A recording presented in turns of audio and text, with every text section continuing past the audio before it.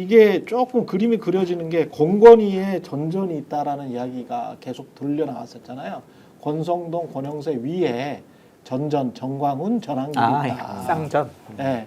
근데 이제 오늘 한겨레 보도에서 이렇게 쭉 나열을 해놨더라고요. 2017년부터 해서 자유한국당 그 황교안 대표 그리고 정광훈 한기총회장 그러면서 처음에 이렇게 삐걱삐걱 서로 간에 이 주류가 절대 될 수가 없는 어떻게 보면 우리공화당이나 뭐 자유통일당 그러니까 완전히 마이너들 있잖아요. 완전히 마이너들이고 한국 사회에서 우파의 주류가 될 수 없는 세력이잖아요. 정광훈 씨라는 분이. 그렇죠. 근데 이제 그렇게 되다가 어떤 화합하는 비슷하게 이제 가는 지점들이 있더라고요. 비슷하게 박근혜 탄핵 때 뭐 이렇게 이후에 그러면서 또 신천지 들어오고 뭐 이런 과정 속에서 완전히 국민의힘이 과거의 국민의힘이 아니고 완전히 극우 세력으로 변질되고 다 포섭돼 있나? 최 기자님, 제가 하나 네. 예측 하나 할게요. 네. 그 김계리 변호사 네. 거리 나올 거예요. 네? 그러니까 윤석열 대통령 탄핵이 인용이 되면 머리 다 삭발하고 거리로 나올 거예요. 그래서 네. 거리에서 막 정광훈 목사랑 같이 지지자들을 선전선동할 수가 있을 거고 김계리 변호사나 전한길 그 강사 같은 경우에는 국민의힘이 대선 이후에 전당대회를 치르잖아요. 예. 저는 전당대회 나올 수 있다고 생각해요. 최고위원 최고위원 나올 수 있다고 생각해. 아니 그러니까 지금 나올 수 있어요. 아니 뭐 국회까지 불러가지고 거기에서 무슨 강연을 했으니까 전환길 나올 수 있어요. 강사가 전한길 씨가 이제 그쪽 한국사 강사 그쪽으로 갈 수는 없잖아요. 네. 그럼 그 사람은 원래 정치에 관심 많았단 말이에요. 아, 경산이에요, 경산. 아 그래요? 그 사람이 경북 경산 출신. 네. 아. 그 지금 그 원래 최경환 의원이 아 맞다 최경환이 거기였지. 네. 지금 조수현인가 누구지? 네. 맞아요. 그 조전이에요. 경산에서 무슨 일이 벌어질 때마다 강사할 때도 꼭 참석을 했대요. 참석하고 그랬구나. 막 이렇게 후원도 많이 하고 정치에 꿈이 있는 사람이에요. 아 그렇구나. 그래서 저는 전당대회 때 이 사람들이 나와가지고 당을 접수하자. 그래서 우리 윤석열 대통령 보호하고 옹호하자. 그렇게 당이 완전히 일방적인 극우의 모습으로 갈 수도 있다. 그런 생각이 들어요. 그리고 국민의힘에서 숫자 계산이 가능한 그 당원들이요. 네. 쌍전이에요. 그러니까. 이 두 조직 같은 경우는 숫자가 계산이 가능하고, 그러니까 그 혜택을 본 분 중에 한 분이 김재원 최고위원이잖아요. 네. 그 욕을 얻어먹으면서도 그렇게 했던 이유는 뭐냐면 거기서 지원을 해주면 자기는 어떤 형태로든지 지도부에 입성할 수 있다는 것이 두 번에 거쳐서 확인됐기 그렇지. 때문에. 근데 지금은 더 막강해진 거잖아요. 그러니까 예를 들면 그냥 조직으로만 막강해진 게 아니라 실제적으로 세력적으로도 전이라고 하는 두 사람이 거의 지금 극보수의 메인이 돼 있기 때문에 저는 두 사람들이 작정만 하면 지도부에 입성하는 건 문제가 아닌 정당이 돼버린 상황이다. 그렇다면 그걸 갖다가 활용하지 않을 하등의 이유가 없는 거죠. 그 사람들 입장에서. 우리가 참 이런 여론조사를 인용하는 것은 좀 부적절하다고 생각을 하지만 5%? 어? 5%? 아니 무슨 뭐 그런 게 있었어요? 고성국 TV에서 아 고성국 TV가 여론조사 양자 대결을 했는데 네. 이재명 55.1, 전한길 16.7이에요. 근데 이재명 52.6, 한동훈 16.8이야. 아또 비슷해. 비슷하네. 그러니까 이 정도로 국민의힘 지지층에서는 전한길 씨에 대해서 인정하는 분위기가 있거든요. 한마디로 국민의힘 망했다니까요, 지금. 전환기 5% 나왔어요. 5%. 개별적으로도 네. 전환기 5%가 나온 게 있어요. 양자 대결. 고성국 TV가 아니고 어딘지 모르겠는데요. 고성국 TV일 거야. 거기에? 고성국 TV는 아닌 것 근데 같고 다른 데였어요. 네. 그래서 네. 개별적으로 했는데 그 아. 보수에서 5%가 나왔어요. 대단한 거예요. 이러면 개혁신당은 오히려 좋은 거 아니에요? 근데 개혁신당 맞으세요? 개혁신당은 좋은 거 아니에요? 그거부터 한번 좀. 네. 좀 개혁신당 확실하게. 당비도 계속 꼬박꼬박 아, 내고 있어요. 당원이세요? 네. 아니, 문자도 계속 와요. 아니 이렇게 되면은 중도 보수랄지 보수 정통 보수들을 다 우리가 잡을 수 있다 이렇게 생각을 할 것 같아.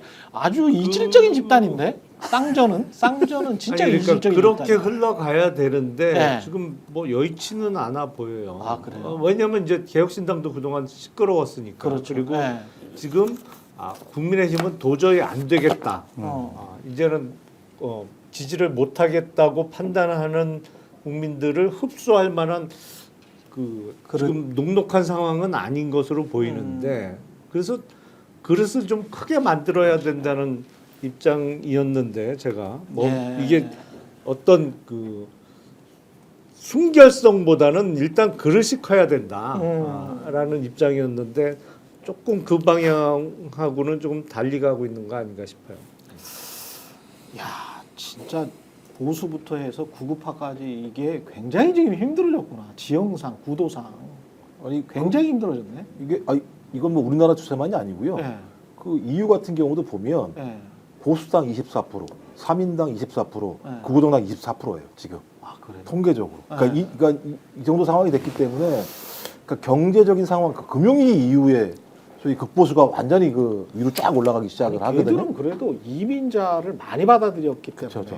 그런 거는 있지만 우리는 사실은 자꾸 우리나라 이제 진보적인 학자들이 무슨 뭐 중국 이야기하고 백인 레드넥 이야기하고 디트로이트 망한 거 이야기하고 이민자 이야기하고 그러면서 우리 상황을 끼워 맞추려고 하는데 제가 보기에는 유럽이나 미국이랑 한국인들이 그만큼 경제적인 기반이 완전히 이제 상실했다. 어떤 혐오적인 어떤 대상들 때문에 우리가 상실했다. 이렇게 느끼고 있는 사람들이 많을까? 그럴 것 같지 않은데. 다른 나라의 네. 특히 유럽 쪽의 극우 정당은 뭐 인종주의적인 요소가 그렇죠. 강하게 작용을 합니다만 네. 우리는 거기하고는 상황이 다른 것 같고 우리의 특수성이라는 거는 북한과의 대치성 그리고 중국이 바로 옆에 있다는 거. 그렇죠. 그거가 가장 크게 작용하고 있다고 봐야 되겠죠. 예. 그래서 북한 또는 중국 이야기가 많이 등장하고 있잖아요. 지금 비상계엄 이후에도 뭐 선관위 무슨 연수원에 중국 사람들이 지금 가짜 뉴스였지만 뭐 그런 거로 하면서 이렇게 그런 게 땔감 역할을 지금 하고 그렇지. 있단 말이에요. 그리고 북한과의 어떤 연계성과 관련한 이야기가 자꾸 만들어지고 이런 게 그래서 유럽과 상황은 다르고 요인도 다르지만 거기는 인종주의적 성향, 우리는 이제 북한과의 대치 상황, 뭐 결국에 그게 중국까지 연결되는 게 이런 정치 상황을 만들고 있는데 이게 참 안타까운 게 이게 정책과 관련해서 확실한 정책과 노선을 제시해야 되는데 그런 얘기는 그런 1도 건 안 없어? 나오잖아요 지금. 그런 건 없어. 국힘은 거의 정책과 관련한 능력은 거의 상실한 상황이에요 지금. 맞아요. 아예 안을 만들어내질 못해요 지금. 그러니까 그거와 관련한 대안 세력이 등장해야 되는데 그게 아직 확실하게 등장을 못하고 있는 뭐 그러니까 이른바 우파 정당은 망하고 대안 세력은 아직 등장 못한 그런 과도기적인 상황 아닌가 싶어요. 대선이 끝나야 될 것 같아요. 어쨌든 이념과 지형으로 좀 세력들이 좀 정리되는 거는 대선을 치르고 나서 보수파 진영도 완전히 전환길 이런 사람들에게 끌려갈지 아니면 우리 이대로 가면 안 돼. 합리적으로 생각해야 돼. 라고 생각하는 사람들이 나올지 국민의힘에서는 도저히 못 견디는 세력들이 있어서 정말 와 우리 합리적으로 뭐 당을 하나 만들자 이런 생각이 나올 수도 있을 거고요. 하여튼 대선 이후를 좀 봐야 될 것 같은데 저는 국민의힘이나 보수파의 처지가 망망대해에서 바람 빠진 튜브에 몸을 의탁하고 있는 형식이 아닌가. 그냥 심해로 빠질 것 같다 그런 생각이 들어요. 근데 지금 우려되는 게 뭐냐면 이게 짧은 역사가 아니라는 거거든요. 2018년 아스팔트가 광화문에서 집회할 때마다 항상 뭐냐 말씀하신 것처럼 북한, 빨갱이, 주사파, 문재인 이 구도였었어요. 그렇죠. 맨날 비판하던데 예. 그래서 상징적인 인물은 누구냐? 타겟은 문재인이었었어요. 네. 근데 그 이후에 누가 됐냐? 문재인 대통령이 빠지면서 거기 이재명이 이재명이라는 인물이 됐지. 들어간 거죠. 그러니까 소위 말씀하신 이념적인 타겟팅 그리고 예를 들면 악마화시키는 전략 자체가 2018년부터 쭉 시작된 거니까 거의 이제 7, 8년, 10년이 돼가는 상황이거든요. 근데 이제 이게 거의 가스라이팅처럼 돼서 많은 사람들 입장에서는 딱 상징화된 인물이 있는 거예요. 자기의 그러니까 이민자가 아니라 이재명이라는 인물로 딱 상징화되고 이미지화되는 측면들이 꽤 강한 거죠. 그러니까 그걸로 뭉쳐있는 힘들이 지금 꽤 강하고 강해요. 그게 뭐 한 3%, 4%인 줄 알았는데 지금 보니까 막 10%, 15% 되는 거가 되는 상황이기 때문에 네. 이 상황을 일거 해결할 방법이 없는 거죠. 왜? 지금 상황으로 가게 되면 만약에 이재명 당대표가 대선 대통령이 될 가능성이 높아지는 상황이면 네. 훨씬 더 음진하게 강해질 수 있는 거죠. 이 집단들 그렇죠, 자체가. 그러니까 매우 국민의힘으로서는 안 좋은 상황이 지금 펼쳐져 맞아요. 가는 거죠. 맞아요. 그리고 이념이나 가치가 지금 트럼프 대통령 이후에 뭐 그 전부터 그랬습니다만은 뭐 막 헷갈려요. 사실은 한동훈 대표도 이민을 적극적으로 고려해야 된다 그 이야기를 했었잖아요. 근데 저는 사실은 좋게 받아들였거든요. 네. 저는 이미 그러니까 경제를 걱정하는 입장에서는 뭐 북한이랑 안 되면 이민할 수밖에 없다라고 네, 저는 네, 네. 생각을 하고 맞아요. 있는 사람이기 때문에 그런 것도 그렇지. 그 다음에 이제 그 유승민 전 의원이 계속 주장했던 핵무장론과 관련해서도 저는 좀 약간 그 긍정적인 측면이 있거든요. 예. 그런데 이게 막 섞여 버렸어. 트럼프 이후에 섞여 버리고 그 다음에 이제 민간 국가로 이게 사실은 1월 초에 지정을 한 걸 보니까 이게 그 탄핵 가결이 우리가 12월 14일인가 됐고 12월 3일 날에 이렇게 돼서 이거를 어디 우리가 중앙아시아나 어디에 있는 어떤 무슨 스탄 같은 나라로 갑자기 생각을 한 것 같아. 미국 애들이. 야 저런 데 되면 말이야 무슨 스탄 같은 나라들은 갑자기 해가지고 파벌이해서 어떻게 되면 쟤네들은 언제든지 6개월 내에 핵무기 만들 수 있는 나라야. 한국은. 그러니까 쟤들은 일단은 민간 국가로 지정을 해놔야 되겠어. 정치적인 상황 때문에. 이렇게 된 것 같거든요. 어떻게 보면. 아니 그렇게 흘러갔을 가능성이 높죠. 그쵸. 그러니까 한국의 정치 시스템에 대한 불안감이 확 왔을 거고, 그러니까 안정되지 않은 나라. 뭐 그렇죠. 예를 들어서 대통령이 친위 쿠데타를 일으키는 게 가능한 나라라는 걸 새삼 인식할 수 있었을 거고, 근데 다른 어떤 나라보다도 뭐 과학기술의 측면에서는 앞서 있고, 더군다나 핵과 관련해서도 그 원자력 발전을 이용한 뭐 결국에 뭐 발전하는 기술을 조금 더 응용하면 뭐 이걸 무기화할 수 있는 거니까 그런 의미에서 민간 국가로 분류됐을 가능성이 매우 높아 보이는데, 하지만 이게 참 보면 우리가 선진국인 줄 알았더니 미국에서 민간 국가로 분류한 거를 2달 넘게 있다가 안 거 아니에요. 우리는 아직도 이머징 컨트리예요. 아니 그러니까 이게 사실은 둔감 국가인 거예요. 예. 대단히 둔감했던 예. 거지. 민감한 게 아니고. 아니 세상에. 무능력한 국가. 그래서 저는 우리 사회가 둔감했던 게 뭐냐면 트럼프 취임 전이야. 아까 그렇죠. 대통령이 자기 입으로요 핵 보유해야 된다고 얘기를 했어요. 그렇지. 대통령 윤석열 2023년에 자기 입으로 얘기를 한 상황이에요. 그러면 그거를 대통령이 이야기하면 안 되지. 속으로 그렇죠. 속마음은 그렇다고 하더라도. 그러면 전 세계는 이 네. 워딩을 다 들었을 거 아닙니까? 그러면 대통령의 머릿속에는 핵을 보유할 수 있는 가능성들을 가지고 있는 리더예요. 그렇지. 그 리더가 어느 순간 내란을 일으켰어요. 그럼 뭐든지 할 수 있다고 판단할 수밖에 없는 친구들이 있는 것이고, 말씀하신 핵 보유도 마찬가지입니다만, 핵 보유를 하기 이전에 저희가 할 수 있는 게 핵 연료 재처리 문제랑 그렇죠. 원자력 협정을 갖다가 조용히 아주 몰래 조용히. 야 이렇게 해서 한미 간에 진짜 우리 동맹 관계에 신뢰를 가지고 몰래 해야 되는 거거든요. 아니 실제로. 일본은 지금 하잖아. 그러니까요. 일본은 하잖아. 우라늄을 가지고 있을 수 있고 플루토늄 재처리할 수 있잖아. 그러면 일본은 어느 정도로 믿는다는 거야. 일본은 그러면 사실은 1, 2개월 안에도 만들 수 있다는 이야기예요. 그렇게 되면. 그렇죠. 사실 몰래 만들 수는 뭐 실험은 못 하겠지만 만들 수는 있다는 이야기거든. 그리고 얼마나 부끄러운 나라냐면요. 네. 대통령이 우리 방산산업 잘한다고 자랑하는 나라가 어디 있습니까? 자기 입으로 얘기를 해요. 방산산업 잘한다고. 아니 네. 무기 잘 만드는 나라가 좋은 나라입니까?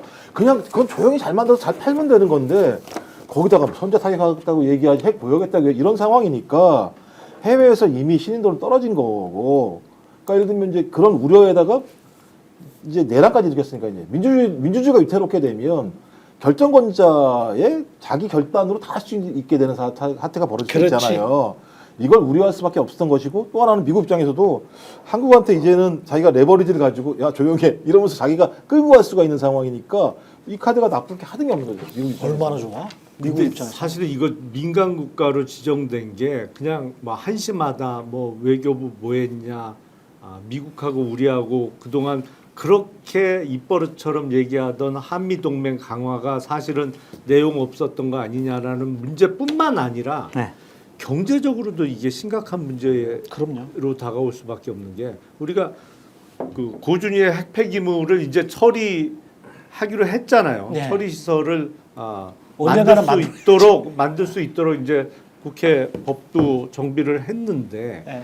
이게 우리나라 안에 그 핵 처리 시설을 안 갖추면 유럽 입장에서는 우리의 원자력 발전으로 인한 거를 그 이른바 그린 에너지로 그렇습니다. 인정을 안 해준단 말이에요. 그렇습니다. 이게 우리나라 자체 내에 있어야 돼요. 그렇습니다. 그 폐기 시설이. 예. 그 얘기는 뭐냐면 여차하면 우리나라 반도체가 수출이 안 되는 상황이 생길 수가 있는 거예요. 이게. 그 에너지로 전력 만든 문제죠. 것들을 전력 문제. 네, 그린 에너지로 생산한 제품이어야만 특히 유럽, EU 쪽은 이제 수출할 수 있는 그 장벽이 점점 높아지고 있는데 이게 민간 국가로 지정되면서 고준위 핵폐기 처리 그렇습니다. 시설을 설치 수 못할 있죠. 가능성이 높아졌단 말이에요. 이게 그렇죠. 보통 문제가 아니고 정말 큰 사고를 쳐놓은 거예요. 이 정부 하에서. 사고 쳐놓은 것도 저도 몰랐죠. 한마디만 두달 동안 하면 몰랐던 거죠. 다른 무엇보다 지난주에 이제 외교부 대변인이 이런 식의 발표를 했거든요. 민간 국가 지정은 아직 안 되고 그 뭐 절차가 진행되는 것으로 알고 있는데요. 4월 15일 날 발효를 한다는데 뭐. 그렇게 무능력하고 지금 대미 외교 이건 때 다 무너지고 망가졌다라는 거. 참 한심해요. 예. 지금 김영남 의원이 제대로 지적을 하셨는데 이게 2040 몇 년인가 50년 전으로 기억하는데 그때 이후에는 그 그린 에너지 안에 없습니다. 그러니까 원자력을 아무리 만들어도 원자력 그 고준위 핵 폐기물 방사선 예. 처리장이 지정이 돼 있어야 되고 맞습니다. 지어야 돼요. 핀란드에서 했어요. 거기는 이미. 근데 우리는 지금 이게 없기 때문에 유럽으로 수출 못 한다는 이야기지. 그린 에너지 안에 못 들어가 있으니까. 네. 태양광으로 해. 그 태양광은 반대하잖아. 감당이 되나요? 감당을 못하지. 그렇지. 수력 발전, 조력 발전, 풍력 발전. 스픽스는 말하는 언론입니다. 대세는 유튜브, 그중에서 스픽스. 좋아요, 댓글, 구독, 알림 설정. 여러분이 저희를 사랑해 주시고 우리가 여러분을 사랑하는 4가지 방법입니다.